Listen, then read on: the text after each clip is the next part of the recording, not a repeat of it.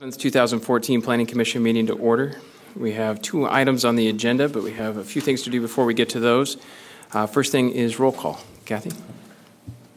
Chair Adams. Here. Commissioner Sosin. Here. Commissioner Sand. Here. Commissioner Jordison. Here.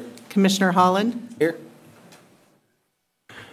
Next item on the agenda is the approval of meeting minutes from our September 16th, 2014 meeting. Has everyone had a chance to review those? Yes. Any comments or revisions? None. I have a motion for approval then. Move for approval. Second? I'll second. Commissioner Holland. Yes. Commissioner Jordison. Yes. Commissioner Sand. Yes. Commissioner Sosin. Yes. Chair Adams. All right, next item are any commissioner reports. Commissioner Holland, do you have anything? Nothing for me tonight. No report. No report. I don't either, thank you. No report from me. Anything from staff? Okay. If anyone would like to speak to the Planning Commission on an item unrelated to the 2 items on the agenda, this is an opportunity that we like to provide during our meetings. Is there anybody that would like to speak to us on an item not on our agenda tonight? You'd come up to the podium, give us your name and address for the record.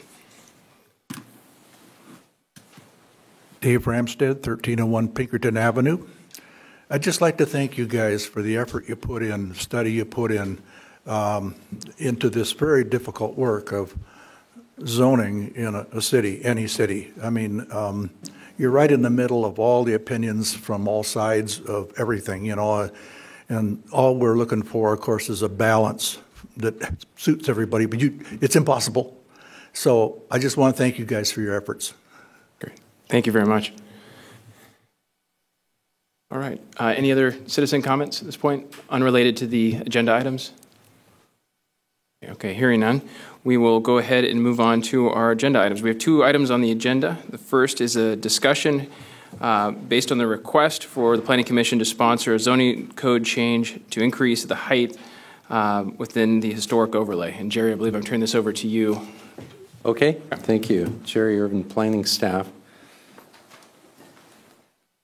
And, oh, yeah, okay, good. And just wanted to mention, Kathy, I think you had an opportunity to pass out these 2 items. Okay. There were 2 letters that came in on this item, or emails actually. One from a Heather Owie, and she's supportive of the rezone request or the amendment to the text of the zoning code. And then Barb Lamoureux also submitted a letter, pardon me, an email, and that was somewhat negative in regards to this particular request. So I just wanted to summarize those 2 for you. And then we have a PowerPoint. Thank you.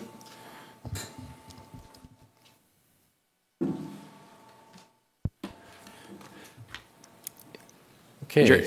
Jerry, you may get into this too, but can you also explain where we are in the process in terms of? Right. I want to make sure that will come up during the PowerPoint. So thank you. Anyway, what we have before us is a request to initiate an amendment to the zoning code, and it's specific to the permitted building height on Grand Avenue. So we'll just kind of walk through these slides. So the first slide talks about the various zoning limitations on the property. The property this particular property is at the intersection of Pacific Avenue and Rucker Avenue, and it's in the southwest corner of that intersection. And the property that fronts on Rucker Avenue that I'm indicating with the pointer is C1 zoning. The northwest corner is C1H, and then the southern, I guess, quadrant of the block is R3H. And the permitted building heights vary throughout the property involved in this potential development. There's 65 feet fronting on Rucker Avenue, 65 feet up at Pacific and I guess the western corner of the property, and then 35 feet in the remainder of the property. And, well, let's go on to the next slide. On September 2nd, the Commission discussed this matter, and you wanted more information about the height boundary and how that was drawn, and information about the impact on view from any change that might occur here. So in looking at that, there's the historic overlay zone that comes in here. The subject property is, as I'm indicating, just this one block area, and kind of the critical split in the boundary is right here, as I'm indicating, and that's the separation between the 35-foot height limit in the, again, southwest quadrant of the block and the 65 feet that covers the L-shaped remaining portion of the block. And this is a little closer view of that. The actual site is only 3 lots in area and is 75 feet in width. And so that's the sum total of the change that's before you. And here's the 2 homes that are most impacted, being across the street, again, to the west of the subject property. And you might picture the subject property, it kind of falls away as you're going to the east, so somewhat below these 2 structures. And I know Alan had provided me with stickies that gave me great direction on all this, so I should probably refer to those too. He may be watching, so.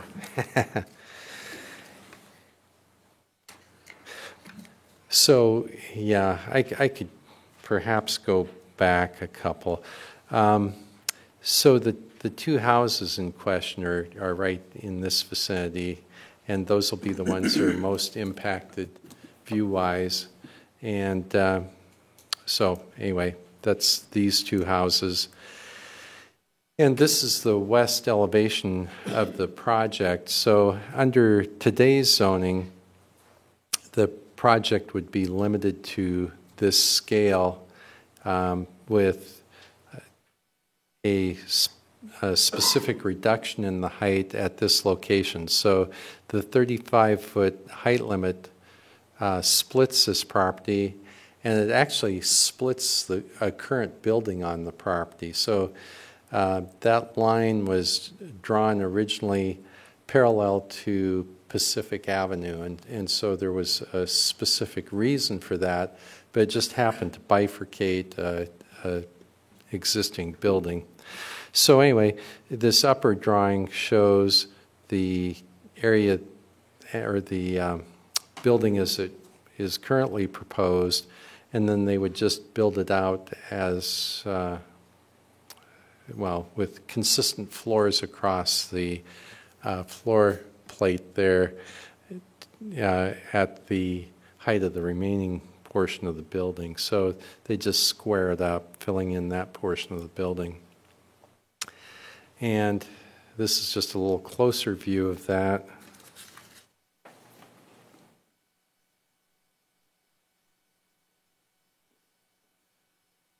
And, you know, these heights are based on the height of the sidewalk adjacent to the building. So as the site kind of drops away, the height limits are reflected in that, but there is going to be some additional massing if this rezone or actual text amendment is approved.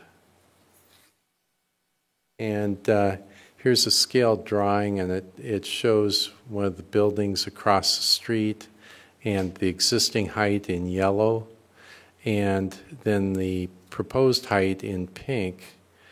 And there's a second portion to this building or this complex, and that's the property fronting on Rucker Avenue.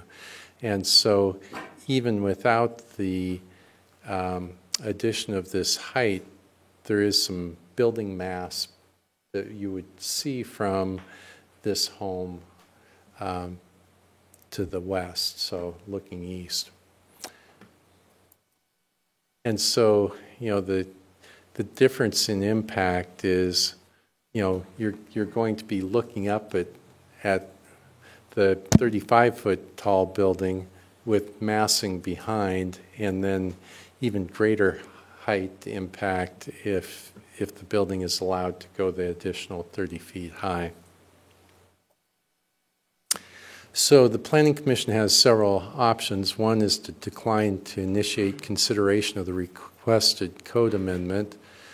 The second option is to agree to initiate consideration of the requested code amendment. Or the third is to ask for additional information before deciding. So those are the basic options. And as this moves along, there is a process for proceeding through this, and it'd be meeting with the neighborhood to discuss the proposed code amendment. Then there'd be an environmental review with a SEPA checklist, with a public comment period included in that process, and then a Planning Commission public hearing, and finally City Council public hearing to, again, look at the specifics of the amendment.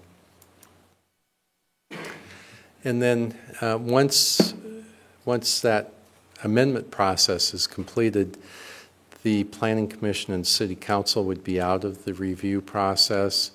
The application would, for development, would initiate a SEPA review, and then there's a specific comment period. The Historic Commission would hold a public hearing for compliance with the historic overlay zoning design guidelines, and then a SEPA decision or environmental decision would be issued based on the applicable zoning standards and input from the Historic Commission. And then the SEPA determination and design review decision may be appealed to the city's hearing examiner.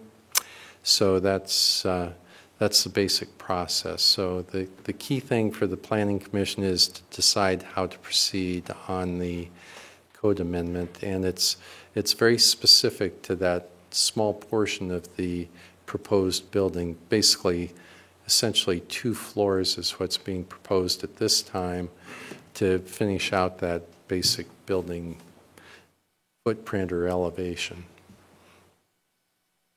Any questions?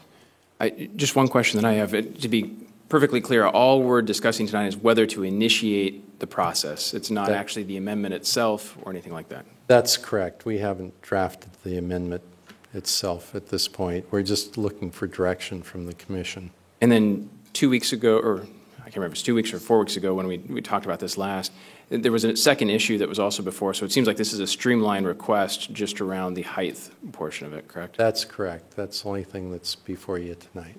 Okay. Jerry, could you go back to the prior slides that had kind of a view of that one, and then Okay. a couple of the others? It looked like there's a different kind of height variation between that particular sketch and then the cross section that's more of an architectural. Right. Go back one more. Okay. That. Okay. So if the amendment or the proposal is progressed forward, the prior sketch showed that there would still be a stair stepping down because the grade of Pacific Avenue goes down. But on this sketch, the lower one, it looks like it's all the same. So I'm wondering which is the correct one.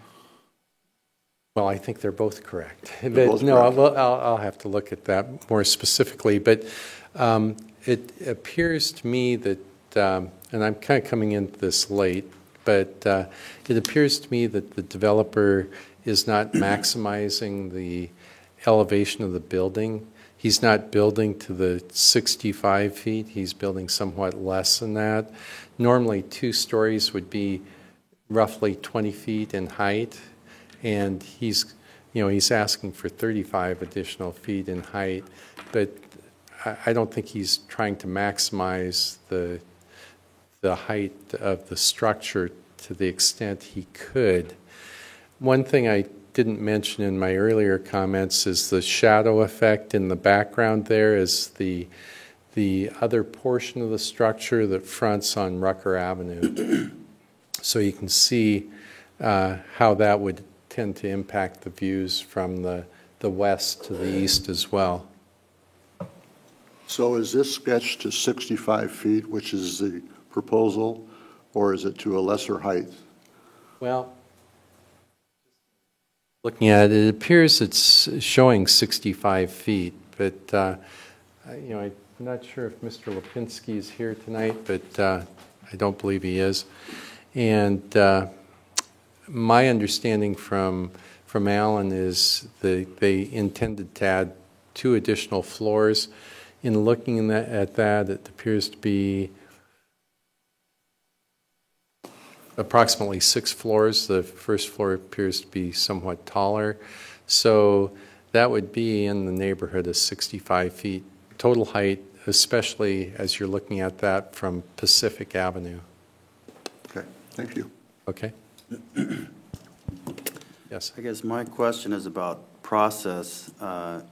It seems like almost anyone can just approach the planning department and request a land use code amendment. We had first seen this, this was brought to our attention in the first meeting, however many weeks ago, and it was all written up, ready to go. And it was included this live work issue where we were going to be introducing the possibility of live work units in a residential zone, which in my mind seems like a misuse of the concept. But we had seen the material before the meeting, but that was the only hint that we got that it was coming. We hadn't really seen anything before then about this. So it seems odd to me that there wasn't even a hint that this was coming before it was presented to us. And if we had gone ahead and approved it, it would have been off and running. So I'm just kind of, there seems to be a lot of resolve to give this thing traction, and I'm not sure. Can anybody come to the planning department and request a land use code amendment? Oh, sure. Anybody can come to the planning department and talk to us about any number of things. Code amendment is certainly one of them, but the code amendment has to be initiated by Planning Commission, City Council, or the mayor. Mm-hmm. And so, that's the reason this item is before you tonight, is to see if there's an interest on the part of the commission to proceed with a code amendment. If not, then the matter is essentially dead for all. I'll reiterate, it was all written up and ready to go. That's fine. We try to provide as much information as we can to the commission, but ultimately the decision rests with you. The planning department doesn't initiate code amendments. Okay, thank you.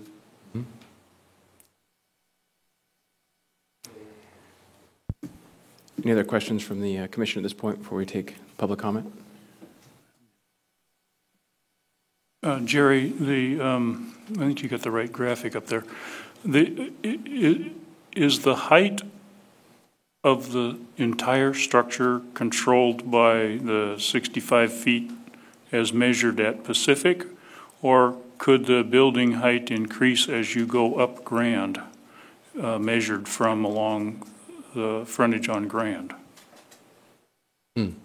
Fair question. I don't know that we've dealt with that I haven't dealt with that specifically where there's a grade change. I would assume that we establish a fixed point at perhaps the lowest point of the sidewalk, but I'm not sure what the intent is. I didn't bring a code, but I could double check on height limitations. And anyway, I could do that if we take a break.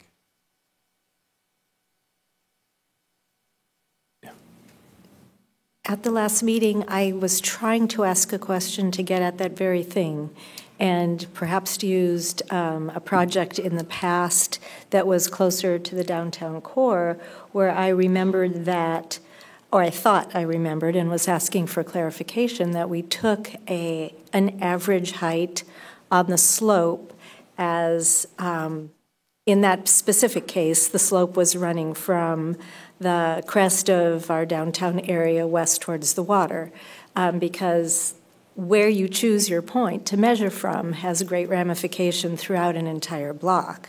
Right. So I must not have asked it very clearly or very well, but I would also be interested to know, in this instance, what we would use as the measuring point. Yeah. And unfortunately, I don't have that definition of height right before me. In most zones, what we do is use a base elevation, and that's averaging the 4 midpoints and all this stuff. Anyway, so that's the way we deal with it in most situations. But in the case of the downtown, there was that special provision to deal with relationship to the sidewalk, but I don't know precisely how we do that. So I could get the information in a minute. Other questions, comments from the commission? All right. I have a couple individuals that have signed up to speak during the public comment part of this. If you'd like to speak and you haven't signed up yet, we have forms over by the door. Please fill one of those out and pass it up to me. I'll make sure that I call your name, and I'll try to do it in the order that I received them. The first one is Lawrence O'Donnell. Could I yield to my brother, Jack O'Donnell? Absolutely. Jack O'Donnell. Thank you.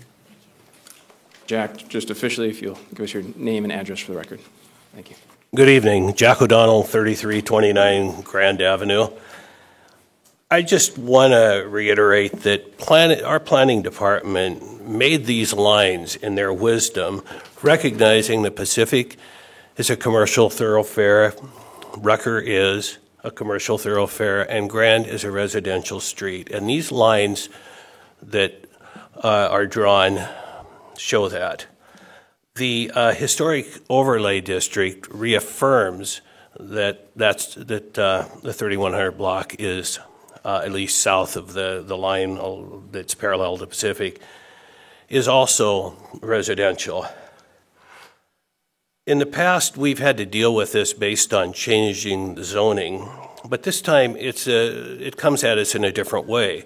We're not talking about changing zoning, but we're changing something within zoning. To me, that seems like a strange way to come at this through a back door. I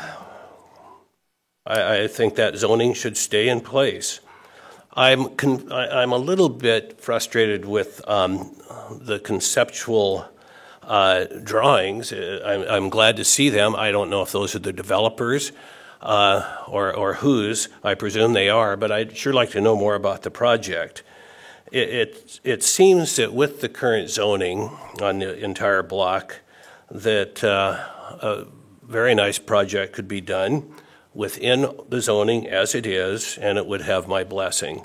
I have more concerns about the rest of the block, but I don't think that's the issue we're dealing with tonight. Thank you. Great. Thank you. Mary Dean.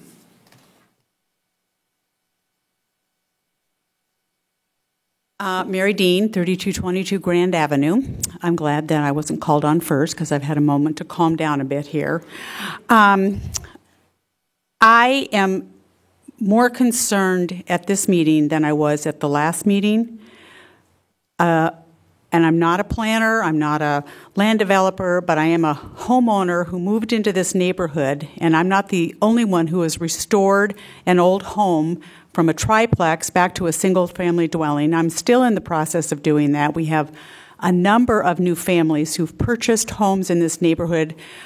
You know, the challenge being in an R3 zone is that you may have to contend with development, but all of us bought our homes with good faith, believing that we were going to be able to continue to have a residential dwelling. And this proposal here is so contrary, number one, to a residential neighborhood. It's also doesn't even begin to fit with the historic overlay that Jack and Larry and Coles and a number of us went to a lot of effort to get that historic overlay so that we could help to make sure that other families that moved in there wouldn't do some crazy thing to these beautiful old homes. My husband has painstakingly restored the front porch on this house, thousands of hours, and we're not the only family there who has done a lot of work. And to put this a block away or put it across the street from these other families, to me really just says the value of the individual residential neighbor doesn't really mean anything if you've got a developer in a deep pocket to build something like this. And I'm frustrated and sad, and I'm really pleading with you. If this was across the street or down the street from you, I would imagine none of you would want to live like that, especially if you had restored an old home. And that's what we've got a majority here. Nothing, I mean, if you're going to build in a historic neighborhood, you've got to know that there's a lot of restrictions. There's a new family in there that had to go to great lengths around the corner with the kind of siding they were allowed to put on their expansion of their house. I mean, they've had to incur a lot of extra expense with the siding from the planning department, and that to me is so counter to what is being requested here. And I just feel like we're on this slippery slope of letting this kind of a structure move into our residential neighborhood. I'm just pleading with you to keep this in the downtown core and not in our neighborhood. Thank you. Thank you. April Cole.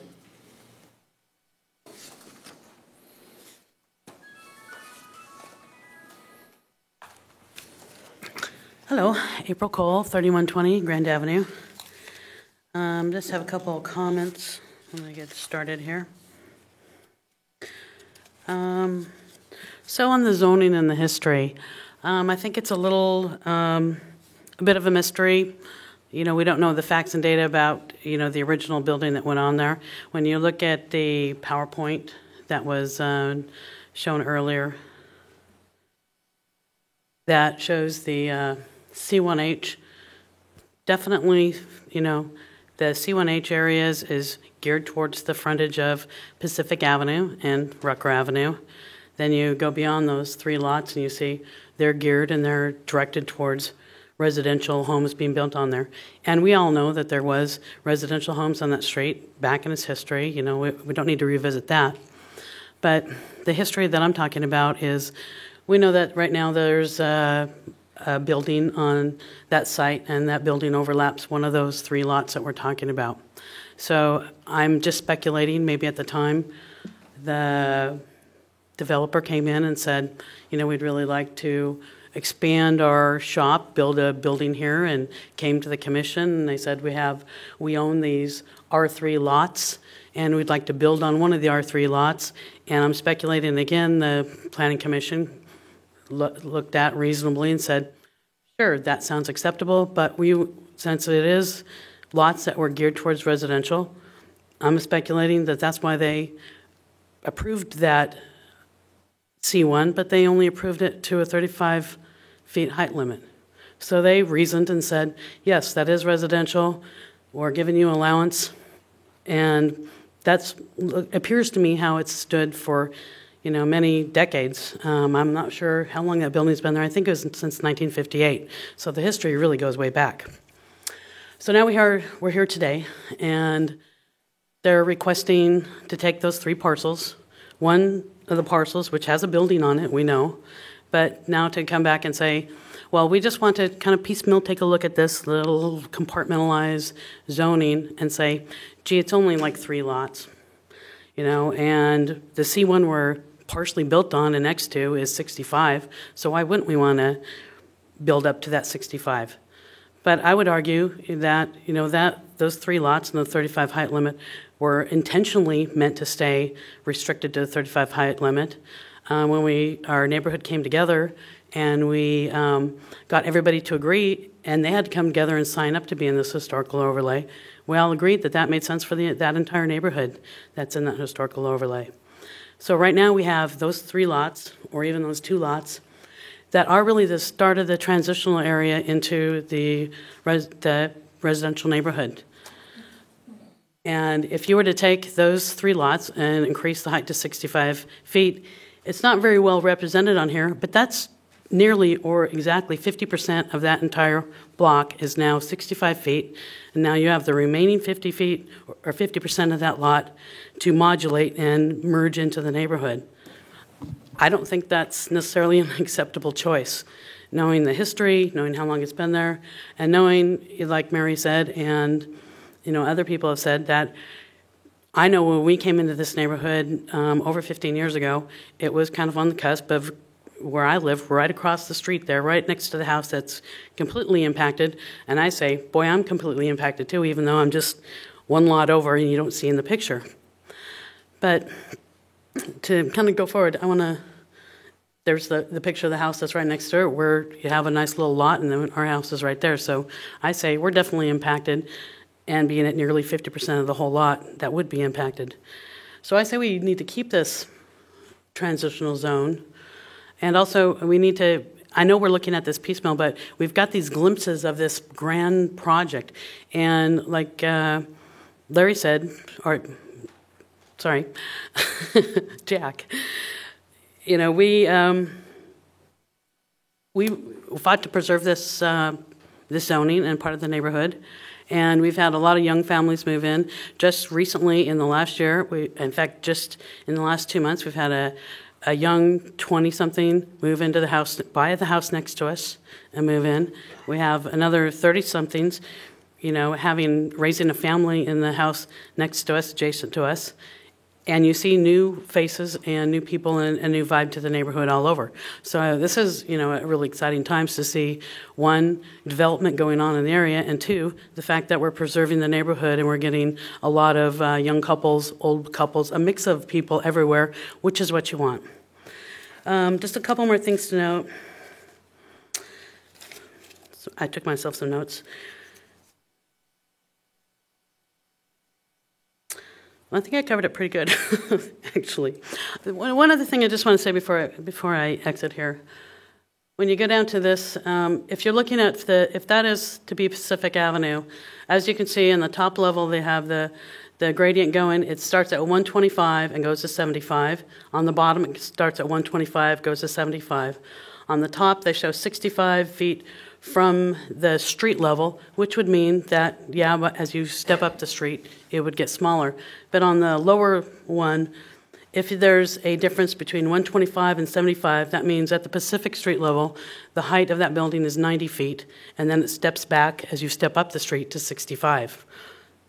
So, I think that explains it to me, but that there is definitely it's not just a flat 65 in height in total. So anyway, thank you. I would like to see the commission decline the request at this time. Great, thank you. I might butcher this next name because some of these letters I think I got, but is it Jean Hewitt? Thank you. Okay. You have very fancy handwriting. I appreciate that, but Hi, I'm Jean Hewitt, and I live at 3324 Grand Avenue, and I live in the Norton Grand Historic Overlay. And I'm very nervous, so I don't usually speak into a microphone. First of all, I noticed that Alan and Dave aren't here, but I'd like to thank them for taking the time to talk with all of our neighbors. They're always available by phone, and I'm sure they're always so gracious answering questions. I'm sure the same ones over and over again, so I just want to give them a big shout out for that. I feel so lucky to be able to live in Everett and to live in such a wonderful neighborhood. We have such a sense of community and feeling of community in the Norton Grand Overlay area, and we share tips about how to restore our windows and insulating and all that kind of stuff that would make most people's eyes glaze over, I think. And it's because of how I value the character of our neighborhood is why I'm very concerned about the changes that Mr. Lipinski is proposing. It's difficult to address what this development is going to look like, at least it was today until I've seen this, and I have to say that it made me gasp. According to the renderings, not only would the sight lines of our residential properties across the street be blocked, but it looks like a wall 65 feet high for almost half the block will be created. And to me, that's not a good reason to allow the zoning change and the height change.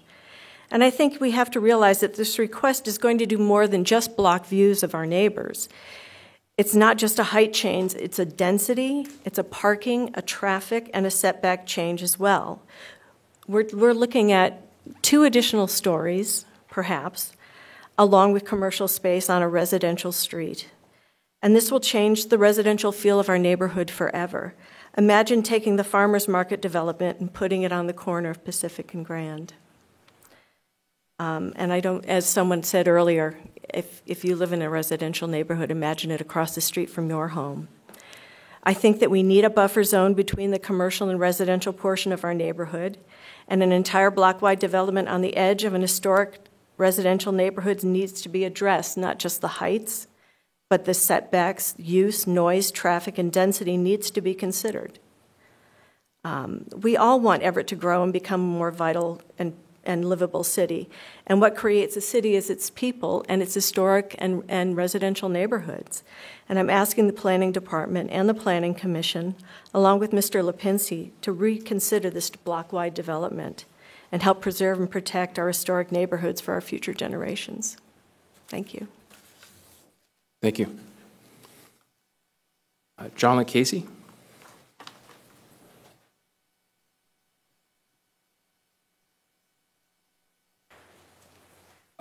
Jack Lacoste, 3217 Grand Avenue. Excuse me. So I did the same thing with an old house and whatever and all that, and I don't have a problem with them building. I think that it's their property, and I think that they should be able to build and be respected for that. I do, and I don't feel like a victim in any of this. But what I don't understand is, I mean, I knew what I was getting into when I bought where I bought. You know, it's just the way that cookie crumbles, right? But what I don't understand is that there was a line of delineation that was brought, and you know, that was put in place for a reason. And I guess I don't understand what all the fuss is about. I mean, we're talking about something that, you know, I mean, I just don't understand it. Why, you know, it's zoned for 35 feet. Why are we even talking about going 65? I mean, why did we even, you know, why did we do it in the first place if we're just going to come in and change it? I mean, beyond all the, you know, I mean, that's for down the road, you know, the impact and the traffic and all that stuff. I'm a builder, and I could build a pretty swell place on that property at that 35 foot. I don't need to go 65 foot on that, you know.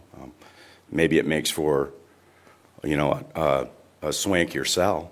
You know, maybe it makes it more attractive to another, you know, potential builder. I don't know if they're going to build it. I don't know what they're going to do with it. I have no idea. But what I do know is, what little information I have is that there was a 120-foot setback off of Pacific Avenue, as I understand that. That was a line of delineation right there.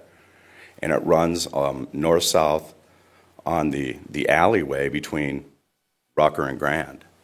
And it was put there for a reason. It was a design criteria that was put there for a purpose. And now we're talking about, because the building was, apparently the property was bisected, is that the purpose? I mean, again, that's the way that cookie crumbles, you know. You know, I don't know if the owners of the property were contacted. You know, I mean, I get mail. You know, if I own that property, I'm pretty on top of it.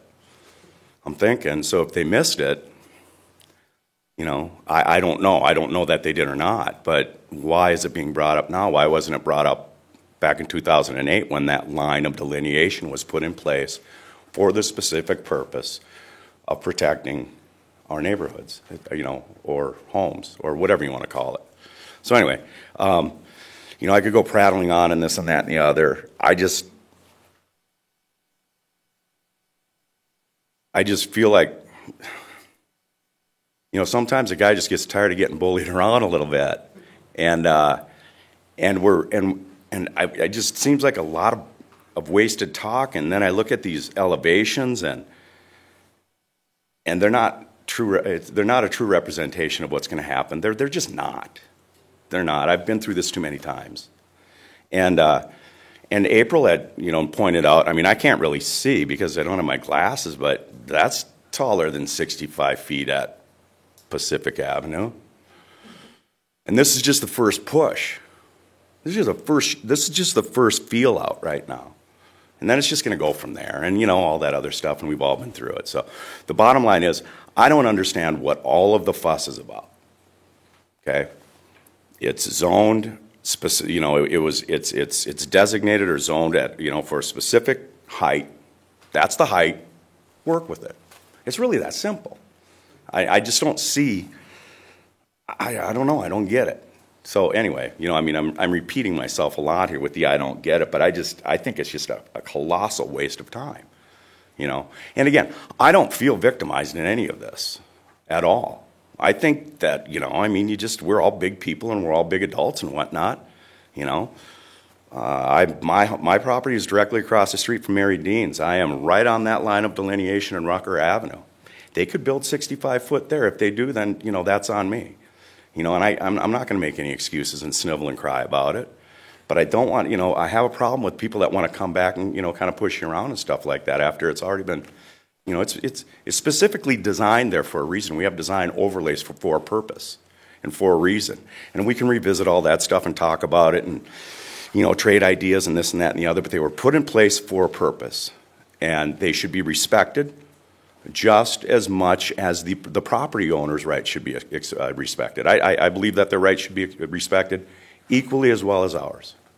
And I just don't, I don't know, I just don't see that. I just don't see the mystery in it. Thank you. Thank you. All right. Those are all the slips that I have. Is there anyone else that'd like to provide public comment? Yeah. May I reconsider? Absolutely. For the record, if you give us your name and address. Thank you. I'm Lawrence C. Larry O'Donnell. My address is 3310 Grand in Everett. So I live just about a block and a half from where this may occur. I think the issue before you tonight is simply about that 75 feet and whether it should be extended from a 35-foot limit up to the 65 feet. And I think, not that I'm excited about seeing this project come in, but I think if you look at that one on top, it meets zoning, and I think we've all recognized that at some point that property is going to be developed. But I really don't see any reason that we need to go to this lower one and have just that much bigger of a mass going into that area, which really is a transition into a really beautiful residential area where I've lived some 45 years and bought there because it was beautiful then and it's still beautiful. And I understand you have some options as a planning commission tonight, and I would suggest that you take the option of not proceeding with the code amendment. Thank you. Great, thank you. Would anyone else like to provide public comment? Yep. Great.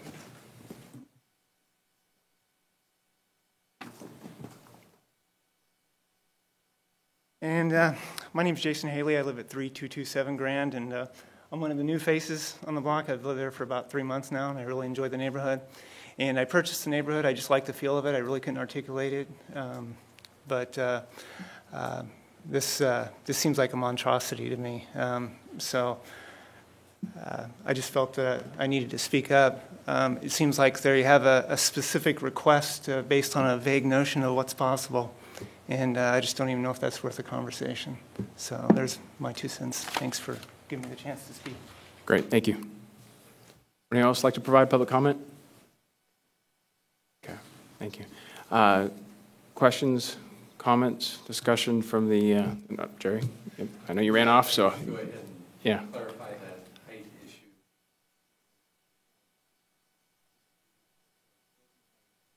Jerry, I think your microphone's off.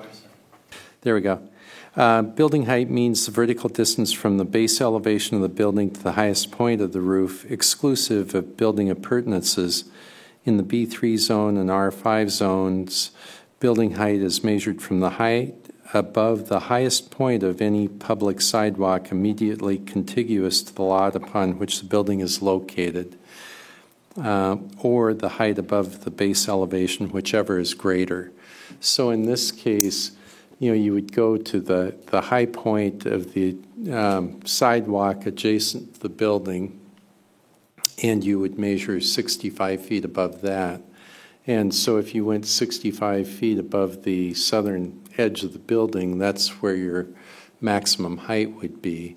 I think obviously people have pointed out that this is not a final site plan, or this is definitely a conceptual plan that's noted as such. And so, it's certainly a very conceptual document that's out here for discussion and to illustrate what the developer has in mind at this point in time, and how the changes in the code text that he's proposing might affect views in particular.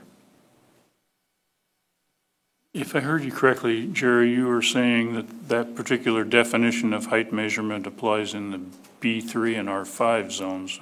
Right. There is not a separate definition for this particular zone category, so I think we would have to interpret this to address other areas where the height is based on the sidewalk elevation. And so, just so I understand, it's the base elevation is the adjacent sidewalk at its highest point along the frontage of the property. Right.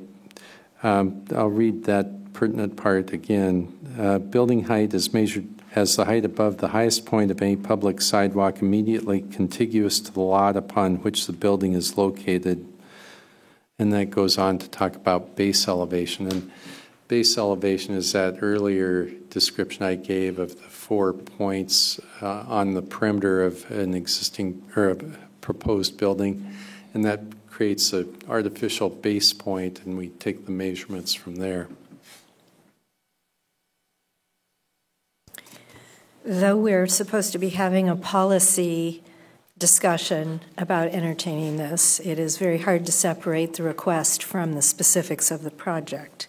And That's I'm, true. as a commissioner, frustrated by that. If we were to, so this next question is about the project specific and how the base elevation would be determined, because we have a project that will be based on an entire city block. Mm-hmm. And if you averaged a point in the middle of the 4 corners, you would be substantially below the base elevation, I imagine, at the point contiguous to the wall on the Grand Avenue side. So in this case, or the code requires that we take whichever measurement is greater than that base elevation, that point right there, dictates the height of the entire project. Is that correct? That's correct. Okay. I want to be clear about that. Right. So, there's the code in this case using the sidewalk height, mm-hmm. I think gives the potential for greater height or greater building height than it would be if you were averaging the 4 midpoints and using normal base elevation. Right. And if the project were, it is not, but if it were only on the commercial side of the property along Rucker Avenue, there wouldn't be the issue because the elevations of that particular section of the project are pretty consistent, correct? Yes, Yeah. correct, and Okay. substantially lower. Okay. My next comment is just an observance, mostly to answer the question of the massing and the design of what we're seeing here. And I want to reiterate that conceptual plans are really just like doing a line sketch and don't have anything to do with the reality of the project as it would come forward at a permitting time. So you're not seeing any historic anything at this point of the process. That's correct. I agree with that fully. Okay. Thank you. Mm-hmm. However, if we look at the conceptual plan that the applicant presented, and based upon the definitions we've heard tonight, my interpretation is that the bulk and mass of the structure that would eventually be developed could be much more than is shown on the screen. That's correct.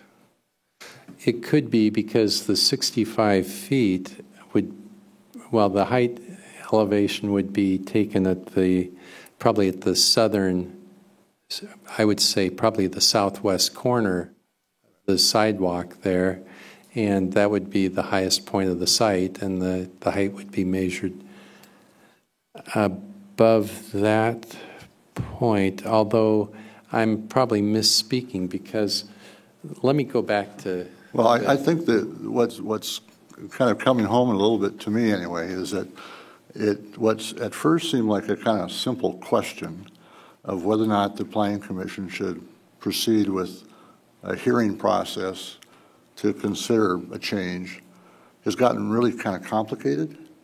And although we shouldn't be looking at a conceptual plan because it's really a policy question, if you do look at the conceptual plan that was provided by the applicant, it kind of raises a lot of additional concern. So my conclusion tends to be that it's not ready. It really shouldn't be progressed further because of that. There's more questions now than answers than we had before. Right. I don't disagree. I mean, not being super familiar with this site, the R3H zoning continues to exist on the southwest corner of the site, so that's going to have the lesser height in any event. And, you know, the conceptual drawing showed 2 or perhaps 3-story units in that area. Sorry. Well, this will work. So, you know, this is the property in question that's going to be affected. So even if that went to 65 feet, you'd have to figure out the maximum height here and probably at this location to try to figure out where the maximum height is of the sidewalk to figure the elevation of the structure. It's a bit confusing, but you know, the fact that the R3H is going to continue in the southwest corner is going to take that out of consideration. It's going to be bound by the 35-foot height. One of the questions we had while you were getting the code was whose depictions these were. I assume these were not created by the city, correct? Right. A couple of the drawings, the view impact drawing was created by Alan, so there are 2 drawings in there. I can show you which ones, maybe, if this will...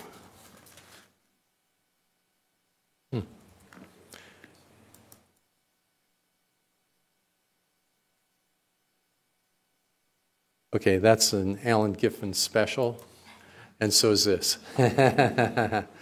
And so the others were provided by the applicant, Mr. Lipinski. Okay, thank you. Mm-hmm. Just a couple comments. My assumption is on the zoning of that C1 parcel there, you have existing structures, and in order to make that area non-conforming, or to make it conforming, not non-conforming, was likely zoned the C1H designation. So if there were something to happen to that building, it was able to be restored as it was currently constructed, is my assumption. I don't know that for a fact. But my other assumption is also that they took into consideration when they drew the historical overlay zone to protect not only the views, but the natural sunlight for these properties. And if you start to increase the heights there, you're not only impacting potential view corridors, but you're also impacting what the natural sunlight is for those properties.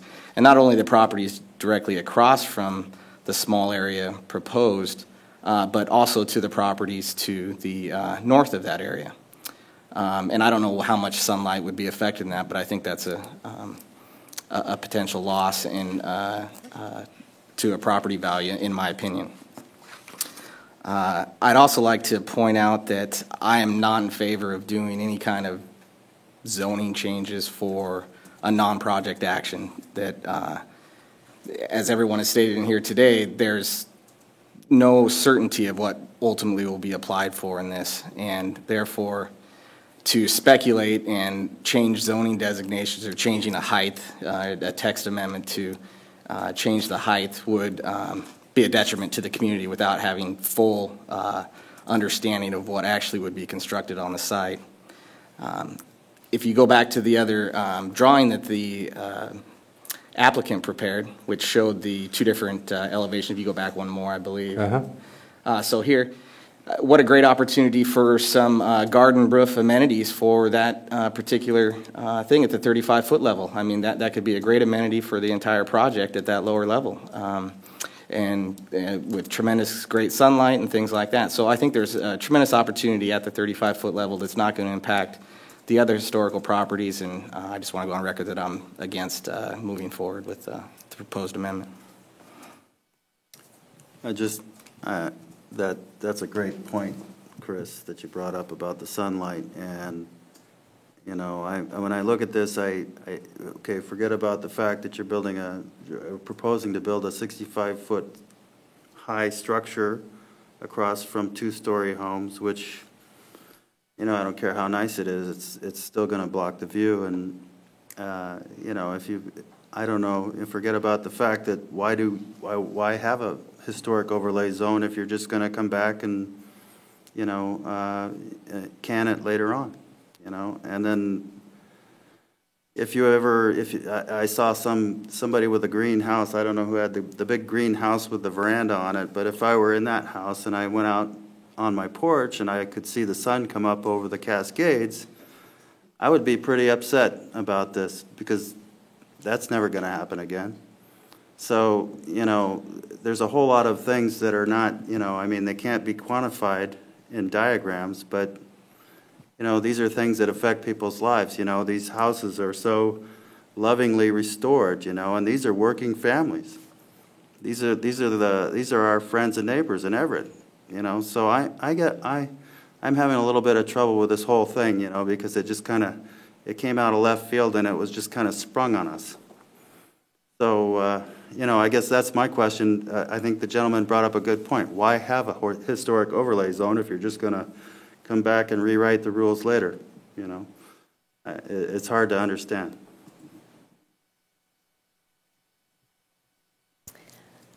I concur with the commissioners that we've heard from so far that have voiced an opinion. But for me, the issue is clearly a policy issue. I mean, even though we are considering this project specific, which straddles a full city block and has different zonings, I am disinclined to push it forward for consideration, because I think there are other areas in the city that could also potentially be affected by this decision if it were to go forward and be approved, and which would begin a whittling down of the kind of protective boundaries that we've put around our neighborhoods. And very thoughtfully, in my consideration, have we crafted, you know, heights to be as harmonious a transition as possible between really dense urban downtown and our close-in residential neighborhoods. So I would be disinclined to consider this for change. Right. Additional. I don't believe this is not a public hearing, just to clarify. All this is a discussion, and if the Planning Commission wants to move forward with consideration, then we'd be looking for a motion to do that. We could certainly have a motion not to do that, but there's no public hearing in place at this point. Sure, so moved to not pursue this, All right. this code amendment. Seconded. Any further discussion, questions, comments? All right, hearing none. Kathy? Commissioner Tisdall? All abstain. Commissioner Holland? Yes. Commissioner Jordison? Yes. Commissioner Sand? Yes. Commissioner Sosin? Yes. Commissioner Olivers? Yes. Chair Adams? Yes. All right, that resolves agenda item number 1, and the issue won't be pushed forward for discussion.